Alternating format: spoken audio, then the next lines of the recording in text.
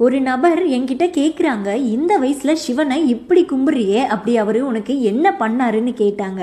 அடடா, இது ஒரு நல்ல கேள்வி. இது எனக்கான கேள்வி மட்டும் இல்லை, சிவபக்தர்களுக்கான கேள்விதான். பதிலை சொல்கிறேன்னு சொன்னேன். சிலருக்கு கடவுள் நம்பிக்கை இருக்கும், சிலருக்கு இருக்காது. நானும் எல்லார் மாதிரியும் முதல்ல எப்பயாச்சும் கோவிலுக்கு போனேன், எல்லா கடவுளையும் கும்பிடுவேன். 10-11 கும்பிட்டுட்டு இருந்தேன். சிவபெருமான் முடிவு பண்ணிட்டாரு போல அவரை கும்பிட வைக்கணும்னு. சோதனையை கொடுத்தாரு, கூடவே நம்பிக்கையையும் கொடுத்தாரு. அவர் மேல ஒரு ஈர்ப்பு வந்தது, இனம் புரியாத அன்பு, பாசம் எல்லாமே வந்தது.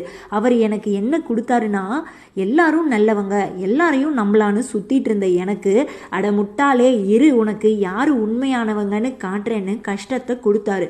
கஷ்ட காலத்துல பார்த்தா யாரும் பக்கத்துல கூட வரல, சில பேரை தவிர. அப்போ உண்மையான முகத்தை காட்டி கொடுக்கதான் இந்த கஷ்டம்னு புரிய வச்சாரு. சாதாரணமா ஒரு வேலையை செஞ்சுட்டு வாழ்க்கைய ஓட்டிடலான்னு பார்த்தேன், தோல்வியை கொடுத்தாரு. அது எதுக்குன்னா, வெறியோட எழுந்து ஓடி பெரிய அளவுல சாதிக்கிறதுக்குன்னு புரிஞ்சது.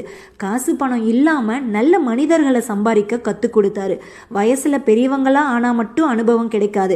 பல சோதனைகளை தாங்கி கஷ்டகாலத்தை கடந்து யார் யார்கிட்ட எப்படி இருக்கணும், எந்த நேரத்தில் என்ன பண்ணணும், கஷ்டமான சூழ்நிலை வந்தாலும் எப்படி கடந்து போகணும்னு கூடவே இருந்து வழி நடத்திக்கிட்டு வராரு.